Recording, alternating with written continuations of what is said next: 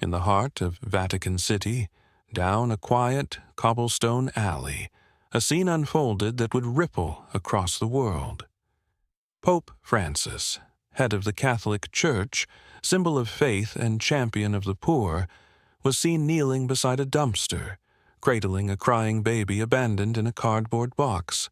Cameras rolled, crowds gathered. But what followed wasn't just a rescue, it was a revelation that moved a nation. What began as a quiet act of mercy would become the catalyst for a movement no one saw coming. Location, Vatican Alley, Rome. Time, 10:24 a.m., Wednesday. A baby in a dumpster, a pope on his knees, a nation forever changed.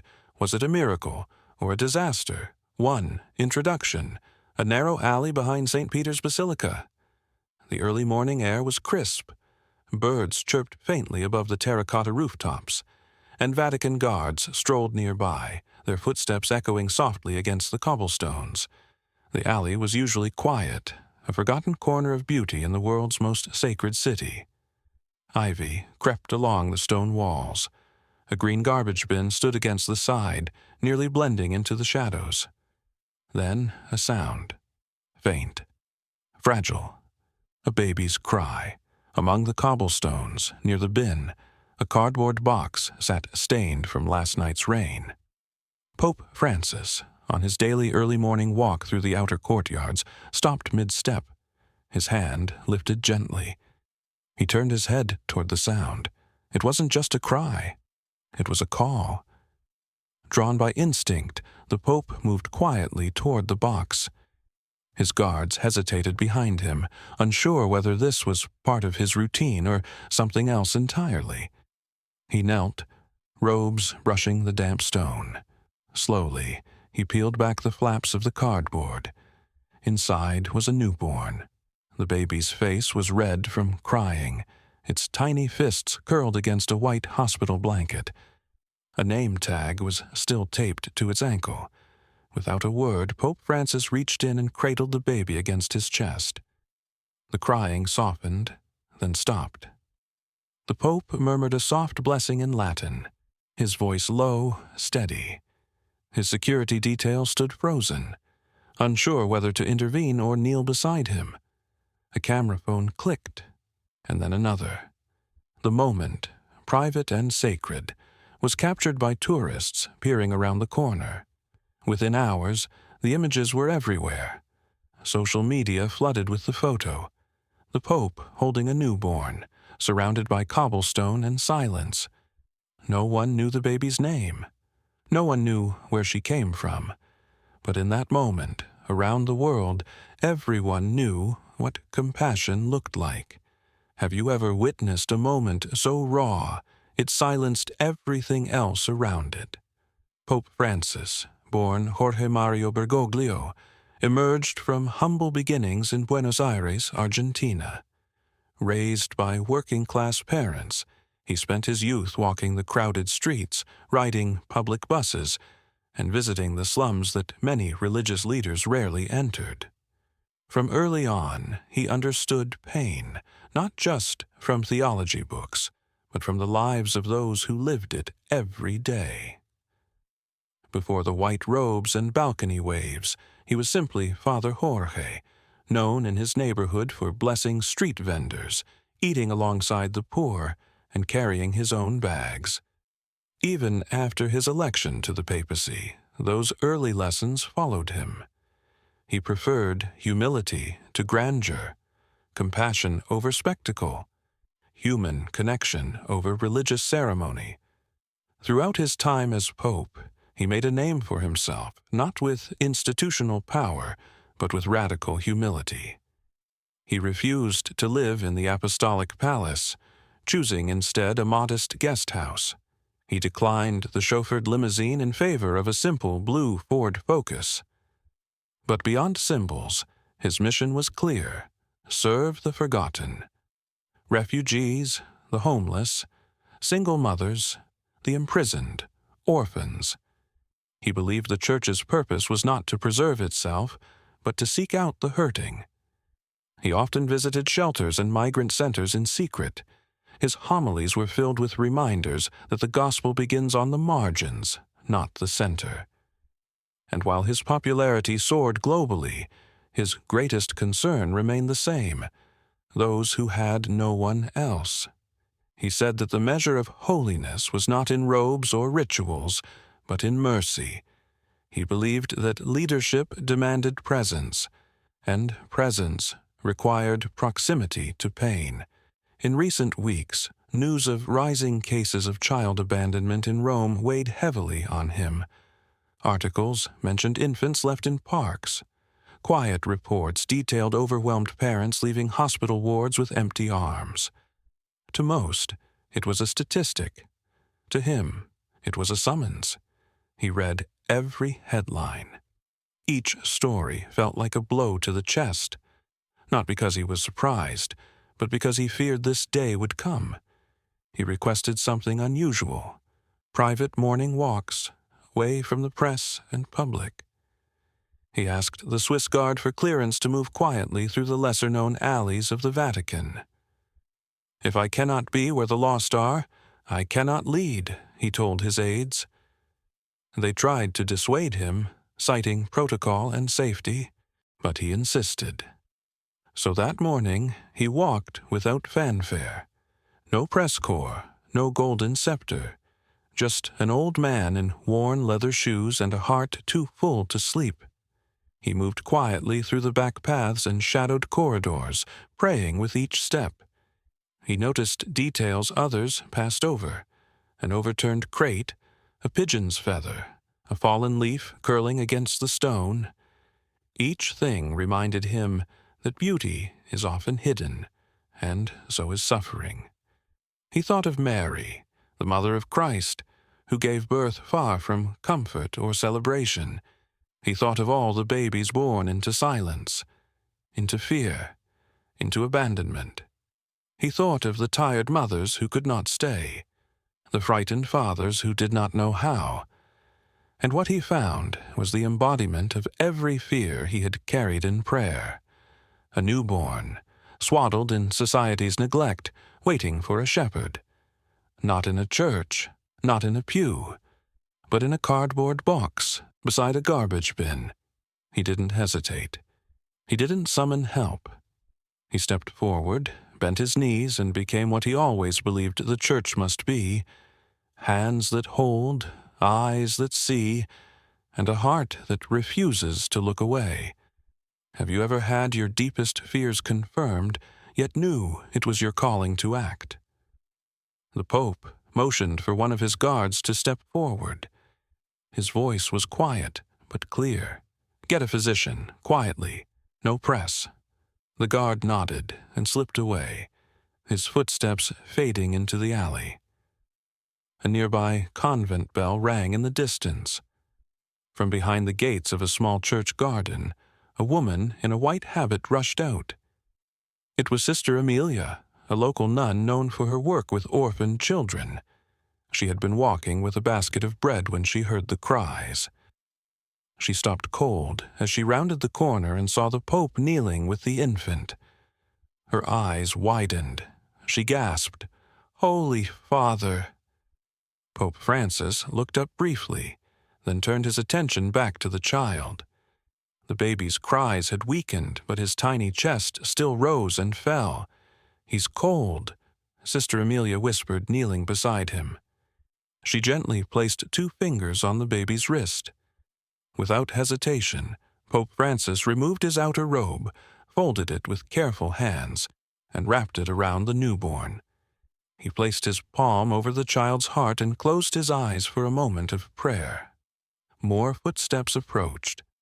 A small group of curious onlookers stood at the alley's edge, phones lowered in reverence, unsure whether they were witnessing a miracle or a secret meant to stay hidden. The Pope did not move for the camera. He did not speak for attention. He simply whispered, "He is not trash." Then, louder, with conviction, he raised his head and looked directly at the crowd. "He is hope." A young tourist, standing near the corner, lifted his phone and recorded the moment. He posted it anonymously, not knowing what would follow. But by the time the Pope and Sister Amelia had left the alley with the child wrapped securely in the papal robe, the footage had begun to circulate. First 100 views, then 1,000. By noon, the image of Pope Francis holding the newborn had reached newsrooms in Paris, New York, and Johannesburg. Within hours, the world watched in silence, and all across timelines and broadcasts, the question echoed, who is this child? And who do we become when we treat the abandoned as sacred? Have you ever seen power used not for display, but for tenderness? Vatican media released a carefully worded statement that afternoon. It acknowledged that the Holy Father had come across an abandoned infant while on a personal walk, and that the child was receiving medical care. It emphasized the dignity of all human life and requested privacy as investigations began. But the world had already seen the photo. By then, the image of Pope Francis holding the newborn had spread to nearly every corner of the Internet. Social media platforms flooded with messages of awe and heartbreak. Hashtags like Hoku Pope of the People and Dumpster to Divinity began trending worldwide. Celebrities posted prayers. Activists shared statistics on infant abandonment. Faith leaders across denominations cited the moment in sermons and live streams. The photo was printed on front pages across continents. A spiritual leader holding a discarded child, wrapped in his own robe, eyes closed in prayer. Debates sparked instantly. Some speculated that the act was staged. Others called it divine coincidence. A few wondered if the child's abandonment was symbolic, a silent protest by a desperate parent. Still others asked deeper questions about society's role in allowing such desperation to exist. News anchors filled primetime slots with panels of ethicists, theologians, and pediatricians. Theories bloomed. Was the baby left in Vatican territory on purpose? Was it an appeal for help? A cry for reform? Across Rome, protests emerged almost overnight. Dozens of people gathered outside local hospitals and orphanages, lighting candles and placing stuffed animals at the entrances. They held signs that read, "Every child deserves a shepherd," and "Abandonment is not a sentence." Human rights organizations called for immediate reforms. They pressed for increased funding to maternal support programs and infant care facilities. Politicians scrambled to respond. Some demanded accountability. Others proposed new legislation. But amid the interviews, the think pieces, and the noise, Pope Francis stayed silent. He did not address the press. He did not issue a second statement. He did not allow further images to be released, because to him, the act had already spoken.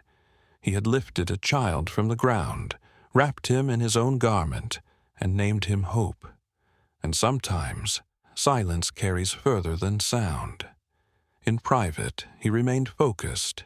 He visited the child, now recovering at a nearby hospital under the care of Sister Amelia and a trusted team of pediatric nurses. He declined camera crews. He asked only for medical updates and quiet moments beside the bassinet.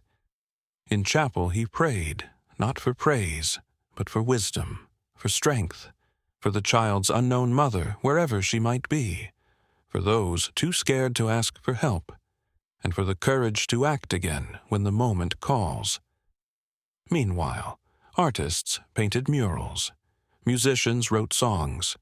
A bakery in Naples gave away loaves of bread with baby bibs attached, inscribed with the words, "He is not trash. He is hope."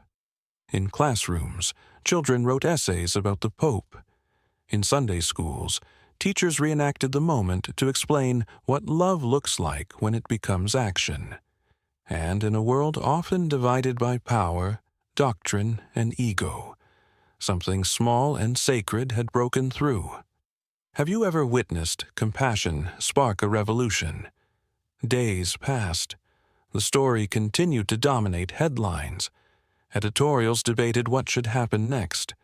News anchors speculated about the identity of the infant. But behind the scenes, something unexpected occurred. A young woman stepped forward. She arrived at a church in Trastevere wrapped in a borrowed coat, clutching a folded newspaper that bore the Pope's photo. Her name was Fatima, 19 years old, an undocumented immigrant from North Africa. She spoke softly, her Italian broken but clear enough to understand. "I am his mother," she whispered to the priest at the confessional. "I left him there. I didn't know what else to do." Her story spilled out in pieces between sobs. She had come to Italy as a teenager, hoping to find work. Her papers had expired. She moved from job to job, often underpaid, often mistreated. She lived in a shared room with 4 others, hiding from authorities, avoiding hospitals and schools. When she became pregnant, she kept it secret. No doctor, no clinic, just silence. After the birth, alone in a small flat with a leaking ceiling, she made a choice. One she believed was safest, not for her, but for him. "I thought if I left him there," she said, "someone holy might find him, someone who could give him more than I could." The priest, shaken, alerted the Vatican. A private meeting was arranged. Fatima entered the room slowly, knees trembling. She expected judgment. She expected to be turned over to immigration officers. Instead, she was greeted by a man in white robes, seated beside a cradle. Pope Francis rose and extended his hand. "You are brave," he said. Before she could speak, "You are not forgotten." Fatima dropped to her knees. Tears poured down her face. "I am sorry," she sobbed. "I am sorry." The Pope bent beside her, lifting her gently by the shoulders.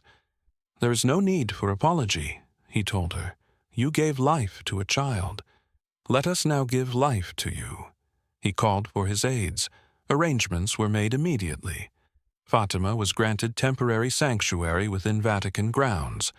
A small room, warm meals, access to legal counsel, a counselor to help her process the trauma she had carried alone, classes to improve her language skills, toys for her baby, and formula stocked weekly.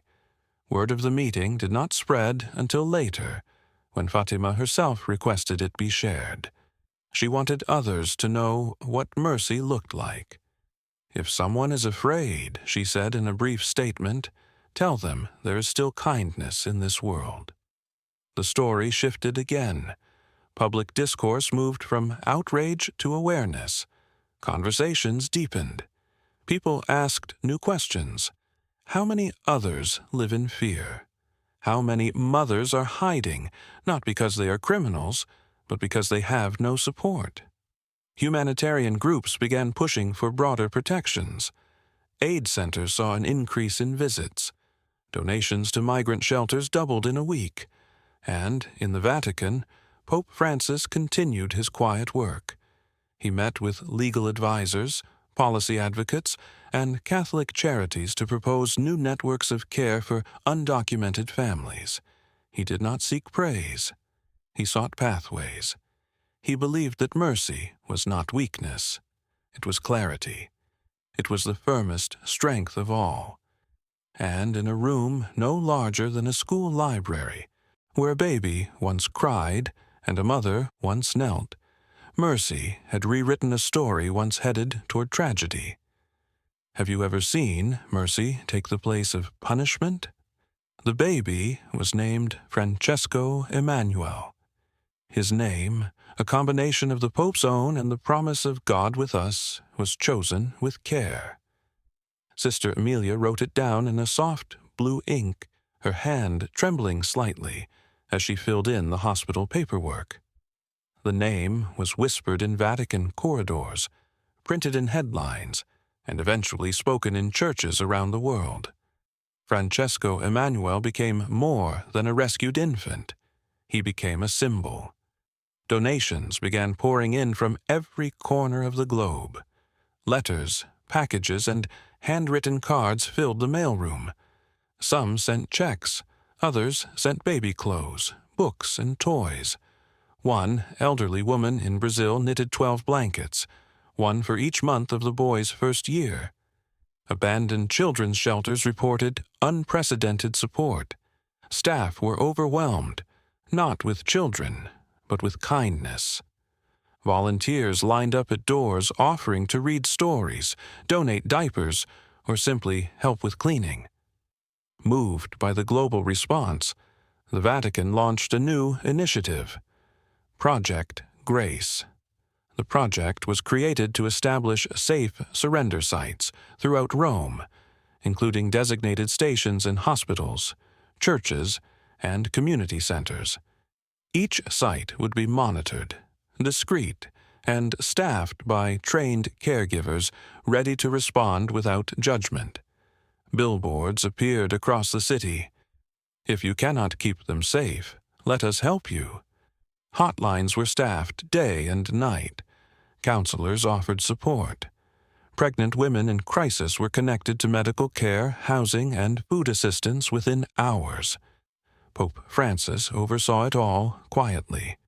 He asked not to be featured in the campaign. "This is not about me," he said. "It is about us, what we choose to become together." But on the first Sunday following the announcement, he made one exception. In St. Peter's Square, beneath a sky dusted with light clouds, Pope Francis led Mass.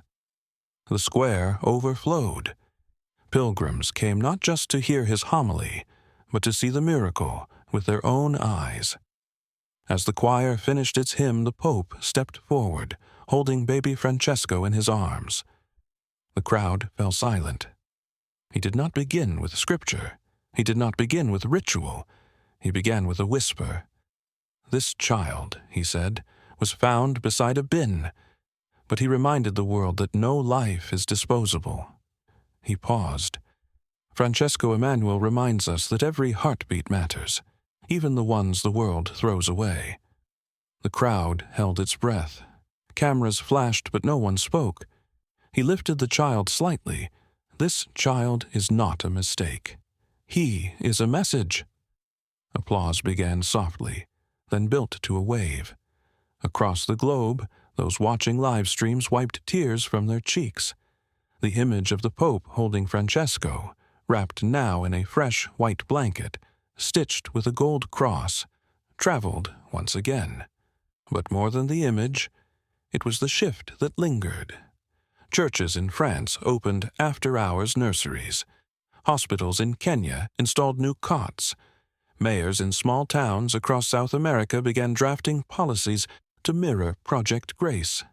Even those far from faith circles were stirred. Writers penned essays. Artists painted murals.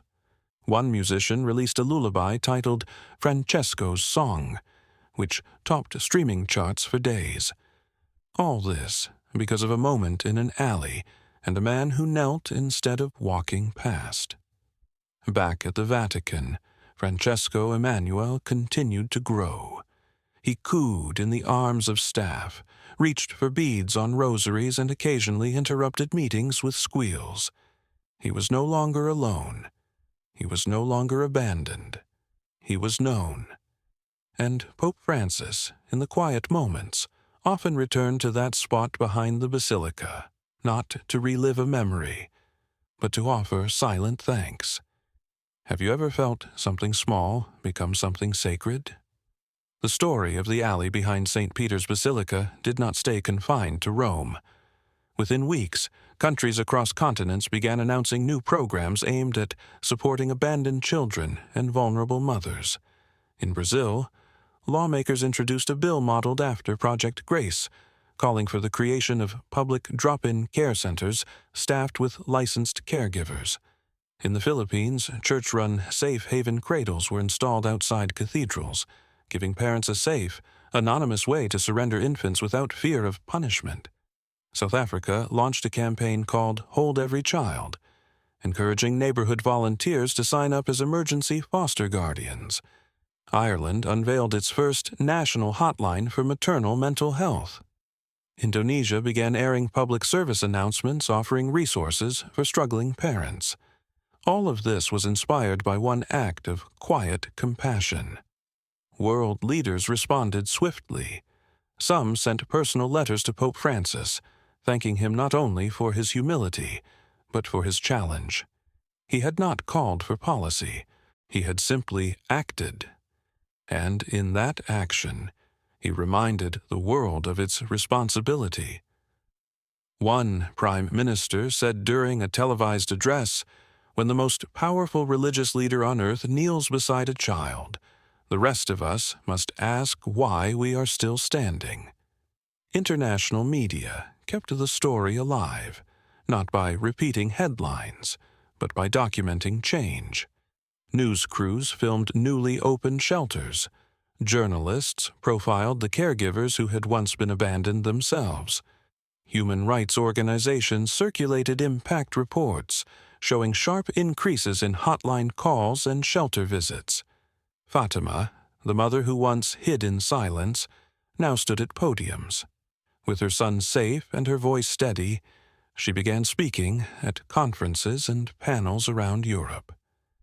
She shared her experience not to dwell on fear, but to illuminate courage. She encouraged governments to listen to struggling women, to build systems of care, not cages. She became an advocate for undocumented mothers, reminding audiences that desperation does not equal danger. In one interview, when asked what changed her life the most, she replied, "Not the Pope." The moment before he spoke, the silence. That silence told me I was still worthy. Her words resonated deeply. Nonprofit groups invited her to help shape campaigns. Documentary filmmakers followed her journey. Universities asked her to speak in ethics classes. Fatima, once invisible, had become a lighthouse. And baby Francesco Emmanuel, cradled in history, remained at the center of it all. His story inspired films. A short feature produced by a South Korean studio won awards at international festivals. A full-length drama entered development in Italy, focusing on the night of his discovery through the eyes of the Pope, Fatima, and Sister Amelia. Poets wrote verses about alleys becoming sanctuaries. Children wrote letters to Francesco, thanking him for reminding adults how to care. And then came something even more extraordinary. A United Nations ambassador introduced a resolution titled Child Dignity in Crisis. It called for member nations to adopt protections for abandoned and at-risk infants and to commit to non-punitive maternal care systems. The resolution passed with overwhelming support. One delegate from Norway remarked, "This began with no demand, only a gesture. That is its power. That is why it will last." Faith communities held interdenominational vigils. Mosques, temples, and churches joined in the prayers. A global fast was declared not out of tradition, but in solidarity with vulnerable parents. And somewhere in the middle of it all, Pope Francis continued his work quietly. He met with leaders behind closed doors. He wrote handwritten notes to single mothers. He sent baby supplies to shelters with no signature. He did not seek recognition. He sought results. The ripple he began had become a wave, and it started in a place where no one was supposed to look, in a moment meant to be hidden, in a child some thought could be discarded. Have you ever seen a single act cross borders and become global? The story may have begun with an alley and a single child, but its echoes reached deep into the very heart of the Vatican. For centuries, the Church had been known for its rituals, its hierarchy, its tradition. But tradition does not mean stillness. And in the wake of that moment behind St. Peter's Basilica, something within the Church began to shift. Internally, leaders gathered for a series of closed-door meetings. Cardinals from across continents sat in silence, watching footage of Pope Francis lifting a child from a box. The video was paused on one frame. The Pope's hand over the baby's chest, his robe wrapped around the child. This, the Pope had said, is the center of our doctrine. What followed was not debate. It was resolve. Priests across Italy and beyond began receiving new training, not in Scripture alone, but in crisis response. They learned how to spot signs of distress in parishioners, how to respond to confessions of abuse or desperation, and how to partner with local shelters and clinics. Seminaries updated their curricula. Aspiring clergy studied casework alongside theology. Guest speakers from women's shelters, addiction programs, and trauma centers were invited to share what real suffering looks like and how to meet it. Nuns, already known for their outreach, were given extended missions. Orders traditionally cloistered were granted exceptions to engage with communities in need. Some traveled to rural areas to set up pop-up clinics. Others moved into urban centers, where they worked alongside social workers and midwives. A shift in posture began to take shape, one of listening over lecturing, of presence over performance. But perhaps the most visible sign of this change came when Pope Francis announced the commissioning of a new piece of sacred art. Installed quietly near the Vatican gardens, where only a few tourists ventured, stood a golden sculpture titled the Cradle Mosaic. It depicted a baby rising from a basket of weathered stone. Surrounding the base were carvings of hands, not identical, but varied in size, shape, and skin tone, lifting the basket together. The piece was not just decorative, it was prophetic. "We must carry the abandoned together," Pope Francis said during its unveiling. "No child should rise from a cradle alone." He laid the first flower at its base. Within hours, others followed. Pilgrims from distant countries made detours to see the sculpture. Mothers brought their children. Fathers prayed with their sons. At night, candles lit the path to it, flickering against the gold. But the change was not symbolic alone. Each year, on the anniversary of the day baby Francesco Emanuele was found, the Vatican hosted a gathering. Children born in shelters were invited. Along with their mothers, they walked hand in hand through the same alley where hope had once cried out from a cardboard box. They were met by clergy, volunteers, and musicians. There were games, songs, and meals shared across long tables. At the height of the day, Pope Francis emerged into the courtyard. With soft eyes and open arms, he welcomed each child personally. One by one, he laid a hand on their heads, whispering blessings. Some children giggled. Others stood in silent awe.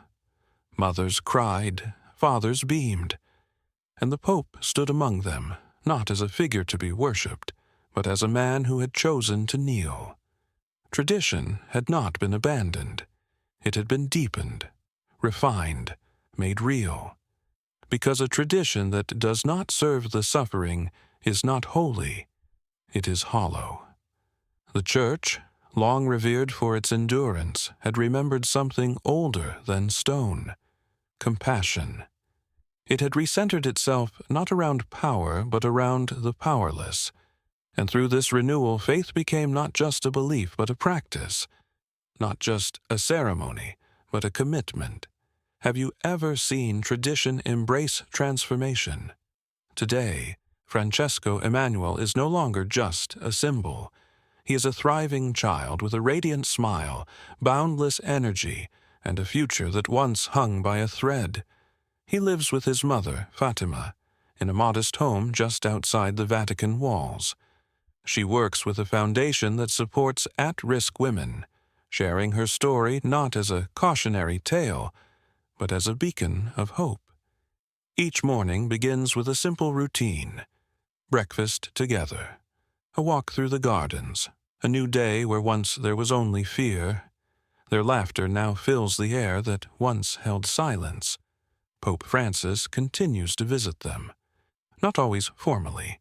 Sometimes he stops by just to check on Francesco's height, or to bring a small book, or to share a quiet moment. And every morning, as the sun rises over the basilica, he walks. Not the grand halls, not the press corridors. He walks the alleys, the ones behind the courtyards, alongside cracked cobblestones, past forgotten doors and ivy-covered walls. He walks not as a man in search of glory, but as a shepherd who knows the sheep that go astray often live in the shadows. His aides ask him sometimes why he insists on continuing. The world already watched. The story already changed lives. The message had already spread. He only smiles. Because miracles are not found in marble, he says. They're found where no one is looking. Reporters have called him many things since that day: the shepherd of the streets, the pontiff of the forgotten. But he pays little attention to the titles. His eyes are always searching, not for acclaim, but for ache. Under his leadership, the Church has embraced its roots again, not just with programs or policies, but with posture, with eyes that see, with hands that hold, with feet that walk to the margins. Francesco's story is told in schools, churches, homes. Children carry his name. Mothers whisper it in gratitude. Fathers hold their children a little tighter, remembering what it means to protect. Artists paint his likeness not on stained glass, but on walls of orphanages. Writers pen stories not of saints long past, but of one small baby, and a man who dared to kneel. And while the headlines have quieted, the impact has not. Safe surrender sites continue to grow. Laws have changed. Conversations have deepened. And perhaps most importantly, the culture of indifference has begun to crack, all because of a single act, a single moment of kindness, a choice not to walk away. In a time when headlines often divide and power often corrupts, this story reminded the world what leadership can look like when it stoops low enough to lift. It reminded the world what mercy means when it is not spoken, but shown. It reminded the world that faith is not just in cathedrals, but in alleys, not just in scripture, but in action, not just in ritual, but in love. And so the image remains: an old man on his knees, holding a child the world had discarded, a mother forgiven, embraced, and empowered, a church changed from within, and a world moved. If you believe one moment of kindness can move a nation, share this story. The world needs more acts like this.